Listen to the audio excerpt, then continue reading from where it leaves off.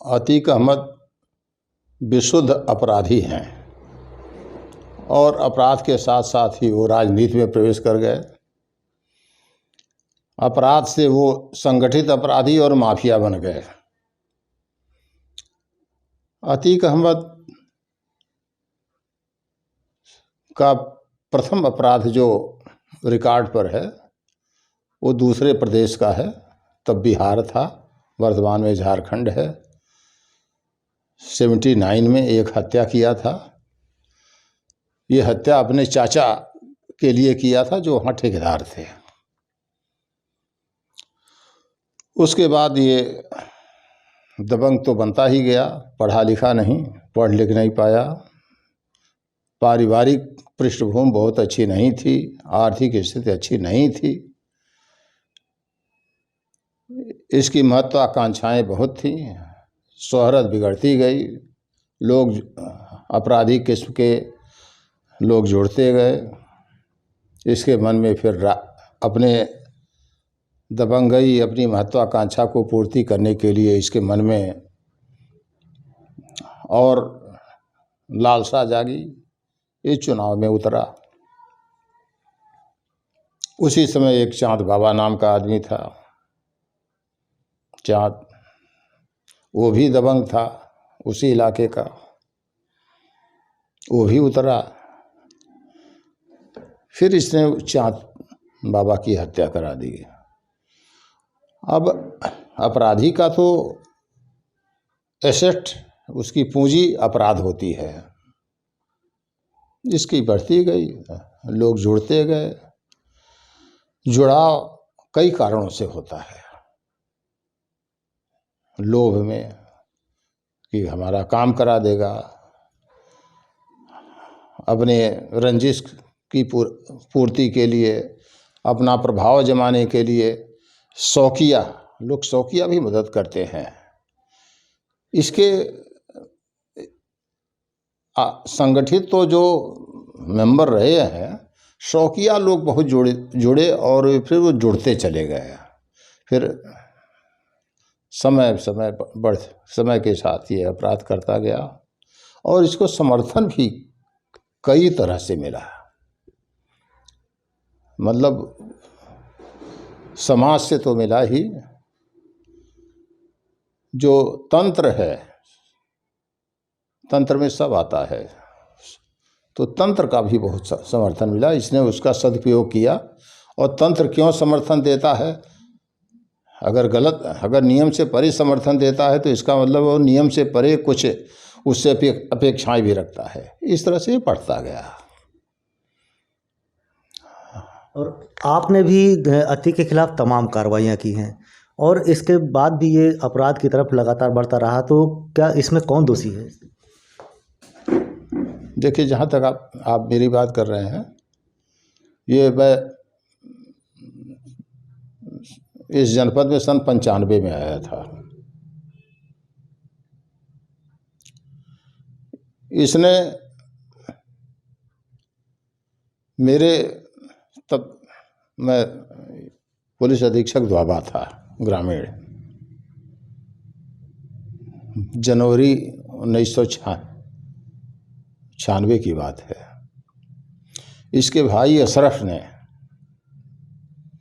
Civil lines में गाड़ी हटाने के नाम पर थोड़ा सा विवाद हुआ और उसकी हत्या कर दिया। जो डॉक्टर अग्रवाल, बच्चों के डॉक्टर जो है, लोहिया मार्ग पर, उनके नर्सिंग होम के पास सरेआम हत्या किया। और आप समझिए कि कैसे प्लान्ड तरीके से हत्या हुई, कि हत्या यहाँ हो रही है और अशरफ की गिरफ्तारी थाना चंदौली, जनपद चंदौली में आर्म्स एक्ट के अंतर्गत दिखा दी जा रही है और फर्जी जेल भी भेजा जा रहा है। जब इसकी तफ्तीश शुरू हुई तो अतीक ने उस मुकदमे का ट्रांसफ़र CBCID करा दिया, लेकिन उससे पहले सारे तथ्य आ चुके थे। कि आदमी गलत जेल भी गया था, कोई दूसरा और जेल भेजा गया, रिमांड बनी, दूसरे दिन बेल हो गई। तो इससे आप अंदाज लगा सकते हैं कि कोई हत्या या हत्या के बाद किस तरह से सुनियोजित तरीके से उसको शून्य करने का प्रयास किया जाता रहा है, लेकिन उसमें सफल नहीं हुए। विवेचना में इतनी एविडेंस आ गई, CBCID ने भी किया। तो अगस्त का महीना था, गिरफ्तारी की बात आई तो SSP ने मुझ पर विश्वास किया। मैंने जाके अतीक अहमद को उनके घर से गिरफ्तार किया। फिर आगे कार्यवाही चलती रही। इन्होंने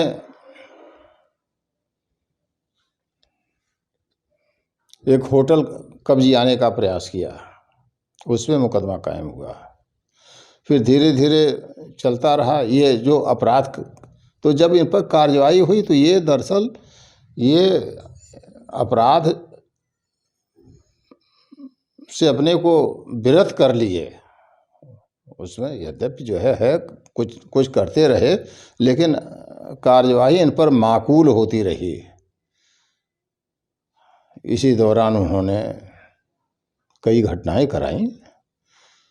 दुखद ये है कि इनके अपराध में इनके पिता सम्मिलित, वो बढ़ाते रहे, क्योंकि उनका वर्चस्व उसी के नाम पर था। इनके पिता भी जेल गए थे हत्या में और मामलों में। इनके गनर भी जेल जा चुके हैं। इनकी शादी में उन्होंने फायरिंग कर दिया था, सब हर्ष फायरिंग। तो ये अपना जो है तंत्र, ये अपना जाल बुना था। लेकिन जब निष्पक्ष कार्यवाही हुई है तब ये मुंह की खाए हैं। लेकिन समय के साथ इनको समर्थन भी मिलता रहा। एक सरकार आई, दूसरी सरकार गई। एक सरकार में अगर जो है कार्यवाही हुई तो दूसरी सरकार में ऑक्सीजन मिल गया। जितना नुकसान हुआ उसका कई गुना इन्होंने भरपाई कर लिया। देखिए, या तो न्याय की मदद होती है, सत्य की मदद होती है तो आदमी परमार्थ में करता है, और वैसे तो स्वार्थ में ही करता है, निजी फायदा। ये इसकी मदद तब करेंगे तभी तो उनको निजी फायदा होगा। बिल्कुल करते रहे हैं, लोग पालते रहे हैं। अगर इनका पालन पोषण न हुआ होता तो ये कोई बढ़ ही नहीं सकता। कोई अपराधी अगर उसका पालन पोषण जो है कुछ बली लोग समाज के या जो है उसको और तरीके से मदद न मिले तो वो नष्ट हो जाएगा। सारे अपराधी अतीक नहीं बनते हैं, सारे अपराधी मुख्तार नहीं बनते हैं। वो जो है जिनको ऊर्जा मिलती जाती है और समर्थन मिलता है तो वो वही आगे बढ़ते हैं। वर्चस्व की लड़ाई में ये किए। आखिर में देखिए, आप इनके द्वारा या इनके गैंग के द्वारा की गई घटनाओं को देखिए तो आपको पता चलेगा। और उसमें ये इनके कारण बचते रहे। अभी तक इनको किसी मुकदमे में सजा नहीं हुई। अब ये जो घटना हुई है उमेश पाल की, ये बहुत ही सनसनीखेज है। और जिसको कहते हैं कि किसी की परवाह न करते हुए, इसे दो चीज मिलती है। या तो ये घटना हताशा में की गई या दुस्साहस में की गई। लेकिन दोनों रूप में यह घटना होनी चाहिए थी अगर ये कुछ भी इनके पास बुद्धि होती है। जब वर्तमान सरकार और सत्ता के शीर्ष पर बैठा हुआ मुख्यमंत्री किसी एक नहीं, सबके खिलाफ एक अपनी नीति निर्धारित कर रखा है दृढ़ता पूर्वक, और उसका क्रियान्वयन कर रहा है। उस समय सरकारी नीति के खिलाफ जाना ये दुर्भाग्य है, और ये इनकी हताशा ही कही जाएगी, और ये दुस्साहस भी है कि इन्होंने चुनौती दी है। सरकार को सीधी चुनौती दी। चुनौती माने हम ही कह रहे हैं, अगर आपकी नीति नहीं, सरकार की नीति के परे कोई जा रहा है और जानबूझ के जा रहा है, तो चुनौती क्या, चुनौती नहीं कह सकते, चुनौती क्या देंगे। लेकिन यह कि उसकी अवज्ञा तो किए, अवहेलना किए, उसको जो है उसका पालन नहीं किया। आखिर में इन्होंने क्या समझा, अपने विनाश को बुरा, ये हत्या मात्र हत्या नहीं है, इन्होंने अपना और अपने परिवार का और समर्थकों का, ये सबका जो है विनाश बुलाया है। आज देखिए ना, कई बच्चे मारे घूम रहे हैं, पत्नी मारी घूम रही, जो भी है, पत्नी तो नामजद भी जैसा बताया जा रहा है नामजद है, जो थे वो मारे जा रहे हैं, जो नहीं हैं वो हम ही कह रहे हैं पुलिस को मौका मिलेगा पुलिस मारेगी, नहीं तो न्याय मारेगा। न्याय दोनों तरीके से होता है, परमात्मा का न्याय, कानून का न्याय। तो जहाँ कानून का न्याय है, कानून का न्याय, जब कानून का न्याय फेल करता है तो परमात्मा का न्याय प्रिवेल करता है, ये करेगा।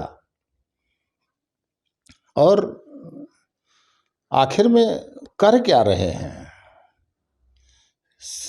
समाज को क्या दे रहे हैं, पीढ़ी को इन्होंने जो है अपराधी बना दिया। आप देखिए ना, एक पीढ़ी अपराधी बन जा रही है। इनके पिता पर मुकदमा, इनके ये पिता साथ साथ जेल में रहे हैं,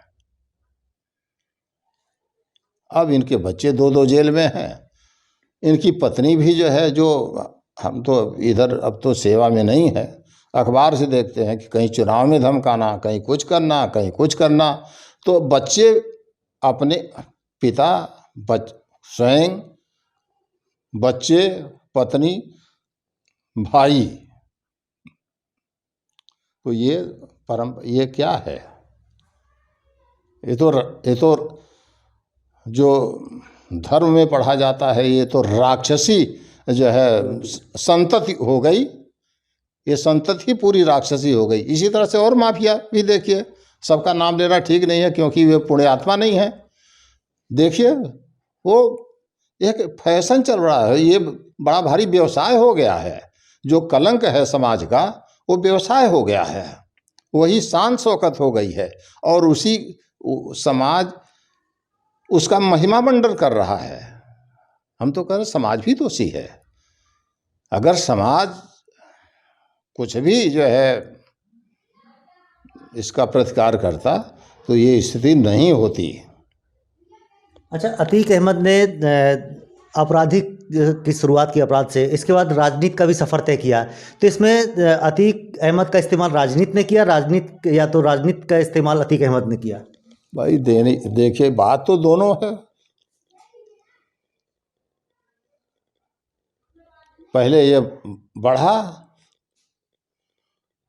तो जब राजनीति में कौन अपनाया था, राजनीति में राजनीतिक दल किसी भिखमंगे को तो साथ नहीं लेती है, बलवान को ही जो है, जिसका कोई आधार हो, कुछ हो। तो इसने पहले तो राजनीतिक नहीं था, पहले तो अपराधी बना, मनबड़ बना, प्रभाव हुआ, निर्दल विधायक जीत गया। निर्दल विधायक कैसे जीता, इसके सारे जो है, जो लोग समाज जान रहा था, उसमें भी अपराधी था समाज, उस क्षेत्र के लोगों ने समर्थन दिया, जैसे भी मिला हर तरह समर्थन पाया, समर्थन जुटाया, समर्थन मैनेज किया, सहयोग मैनेज किया। फिर जब ये है कि ये तो बाहुबली हो गया है, तो जिस पार्टी में चाहा गया, कौन पार्टी नहीं ली इसको, अपना दल में नहीं गया कि अब सबका नाम क्या लें, जो है सपा में नहीं गया, बसपा में नहीं गया, इसने सबको तो जो है सबने इसको लपकने का प्रयास किया, लपक लिया। अब वही आपने जो पूछा कि इसने राजनीति का प्रयोग किया, राजनीति का जो है फायदा लिया या राजनीति ने इसका फायदा, दोनों ने लिया। दोनों पूरक रहे हैं। दोनों फायदा लिए। ये राजनीतिक दल को जो है फायदा पहुंचाया। अगर आप जाइए देखिए सत्ता का उलटफेर कैसे चला, उसमें इसकी भूमिका रही है। कभी अपने विधायक को तोड़ करके दूसरी जगह किया, कभी दूसरी जगह तीसरी जगह किया सरकार बनवाने में, कभी यहाँ कभी वहाँ करता रहा। तो राजनीतिक दलों ने फ़ायदा लिया और ये राजनीतिक फ़ायदा लिया। 2002-03 में इसकी सारी संपत्तियाँ अटैच की गई थी। जो चकिया में फ्लाईओवर के सामने मकान है वो भी डिमॉलिश कराया गया था। और जब सत्ता परिवर्तन हुआ तो इसके गैंग को डिलिस्ट कर दिया गया कि शून्य है, ये निष्क्रिय है। सारी संपत्ति इसकी रिस्टोर हो गई। सरकार का सत्ता का समर्थन मिला कि अकूत संपत्ति फिर जो है जिस रेट से ये डाउन हुआ था उससे कई गुना ज़्यादा दर से ये अपने बल को बढ़ा लिया।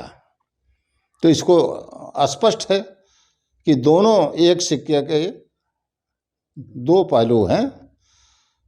अगर अपराधी के संदर्भ में बात करिए कि उनका प्रयोग राजनीतिक दल करता है कि नहीं करता है, तो किया, नहीं तो इस पर और कानून सम्मत अद्भुत कार्यवाहियां हुई हैं। कोई उठा करके देख रहा है 96 से लेकर के 2003 तक की कार्यवाहियों का।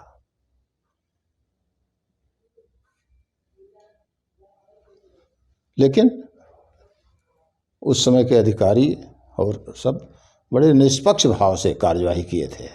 कोई पक्षपात की बात नहीं। अपराधी को अपराधी कहा गया और अपराधी के साथ जो व्यवहार होना चाहिए नियमानुकूल, नियम विरुद्ध कुछ नहीं है। आप ये समझें कि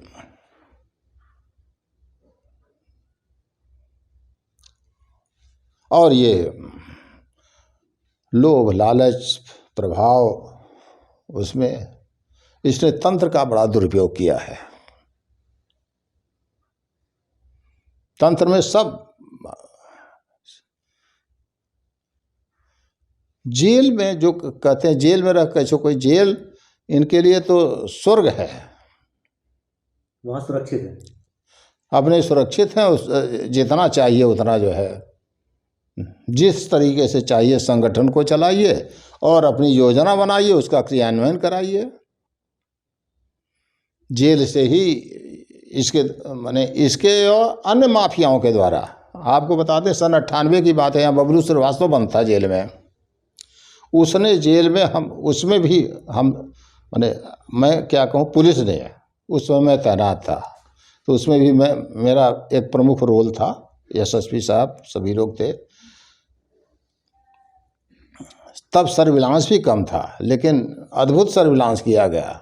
इसने कलकत्ता में हत्या कराई, नेपाल में हत्या कराई और जो है एक्सटॉर्शन। उसी तरह से अतीक ने, आपको मैंने मुझे बताने में संकोच नहीं होगा कि उस समय इतने एविडेंस आए जेल में इसके द्वारा जो है अपराध कराने का और मदद लेने का, कि उसमें तमाम अधिकारियों के खिलाफ कार्यवाही भी हुई थी, प्रमाणिक कार्यवाही हुई थी, विथ एविडेंस जो है रिपोर्ट दिया गया और कार्यवाही हुई थी। तो बिना मैं फिर एक आज भी मेरा मत स्थिर है कि अगर गलत को गलत कहा जाएगा तो गलत करने वाला दंडित तो होगा ही, आगे गलत या अपराध नहीं होगा। निरोध होगा। लेकिन जब गलत को सही कहने वाले और ज़्यादा रहेंगे तो उन्हें उनका मनोबल बढ़ता रहेगा, वो उनके लिए जो है ऊर्जा का काम करेगा, वो उनके लिए कैटालिस्ट का काम करेगा, और वो उनको जो है वो बढ़ते जाएंगे। अच्छा, अतीक अहमद की बात करें तो आपने कई कार्रवाई की और बहुत नज़दीक से अतीक को देखा है, तो अतीक का स्वभाव कैसा रहा है? खतरनाक था या शालीन स्वभाव का था? किस तरह का अतीक अहमद का स्वभाव रहा है? शालीन और खतरनाक किस बारे में? क्रियाकलाप खतरनाक, सारे क्रियाकलाप खतरनाक। शालीन के बारे में कहिए तो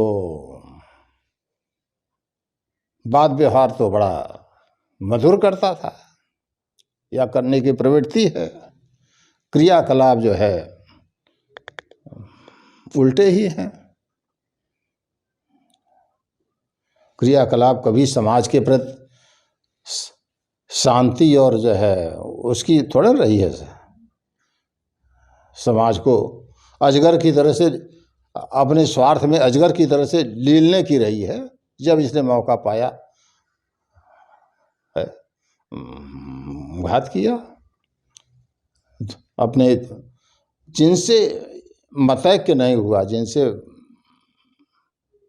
इनका मन नहीं मिला, उसको चाहे मिला करके या चाहे षड्यंत्र करके उसको कांटे से हटाया। तमाम अपने नज़दीकों को हटाया, किसी न किसी तरीके से हटाया। इसीलिए ये सब और सफल होता गया। अच्छा, ये भी कहा जाता है कि अतीक अहमद अपने बराबर किसी को देखना नहीं चाहता था। ये तो मैंने पहले ही बता दिया। अगर प्रतिद्वंदी को हटा देंगे तो प्रतिद्वंदी बराबर कहाँ होगा? कैसे देखेगा? बराबर कोई उठेगा तो एक दिन बराबरी में आ जाएगा। तो उसकी उठान देखी कि उसको गिरान करा दिया, उसकी उठान दे करके उसको गिरान पर ला दिया, गिरा दिया, नष्ट कर दिया। लेकिन मैं फिर कहूँगा कि समाज हो, तंत्र हो, तंत्र में मीडिया भी है, जो भी है, अगर गलत को गलत कहने की, अपराधी को अपराधी कहने की प्रवृत्ति यदि खत्म हो जाएगी तो ये अपराधियों का, माफियाओं का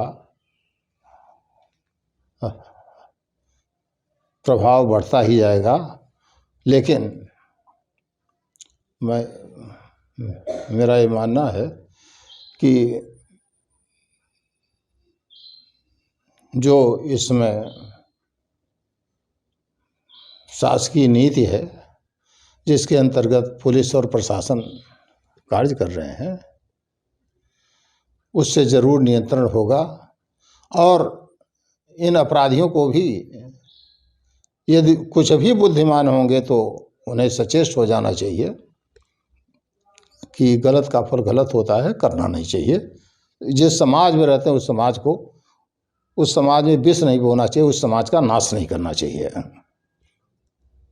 क्या लग रहा है कि इस बड़ी कार्रवाई से, क्योंकि इस उमेश पाल हत्याकांड में पूरा अतीक का परिवार नामजद है, तो क्या लग रहा है कि इस कार्रवाई के बाद अतीक का वर्चस्व खत्म होगा? चोट पर हर आदमी को दर्द होती है। अगर कानून की चोट पड़ेगी, और पड़ ही रही है। आज ये बताइए, अतीक की पत्नी मारी मारी घूम रही हैं कि नहीं घूम रही हैं? उनके बच्चे जो है हत्या में, एक को हत्या में नामजद कहा जाता है, 2 का वो कहा जाता है, 2 जेल में हैं, 5 बच्चे हैं। उनकी क्या स्थिति है? वो सुख से तो नहीं है, भयाक्रांत हैं, आशंका उनको है। जो आशंका उनको है कि उनके साथ नियम विरुद्ध कुछ होगा, ऐसा कुछ होगा नहीं।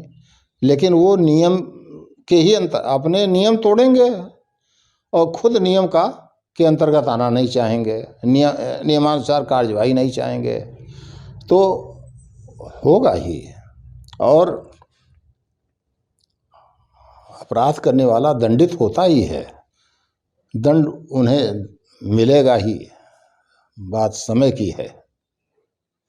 उमेश पाल की जिस तरह हत्या की गई, एक कुछ 2005 में राजू पाल की भी इसी तरह दौड़ा दौड़ा कर सड़कों पर हत्या की गई थी।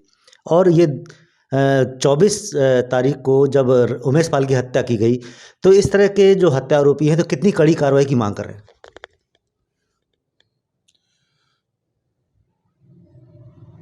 नियम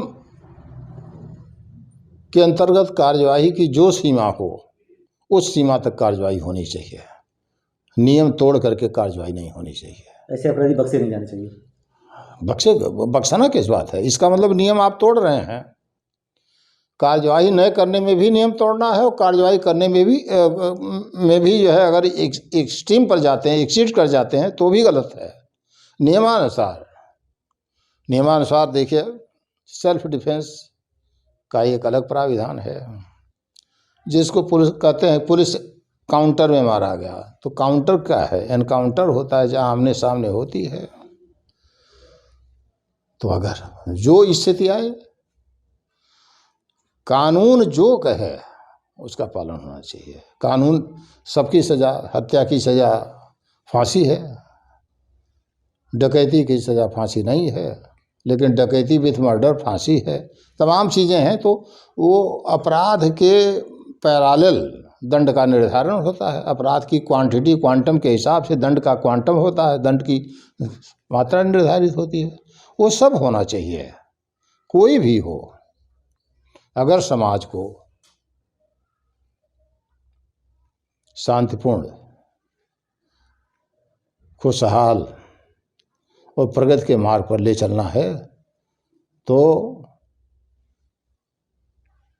अपराध करने वालों का न्यायपूर्ण दमन होना ही चाहिए। और ये बहुत अच्छी बात है कि मुख्यमंत्री योगी जी निरपेक्ष भाव से अपराधी को अपराधी कह रहे हैं, और अपराधी के खिलाफ कार्रवाई करने के लिए सबको प्रेरित कर रहे हैं। और ये भी अतीत में देखने को मिला है कि जो इसमें लैक्स पाया गया, लापरवाह पाया गया, उसके खिलाफ कार्रवाई भी किए हैं। अपराधियों को, जो वर्तमान अपराधी हैं, उनको अतीत का कर देना चाहिए। मतलब उनकी, वो अपराधी फिर वर्तमान न रह जाए, वो अतीत के हो जाए कि पहले अपराध किए थे। तो ये सब के लिए है।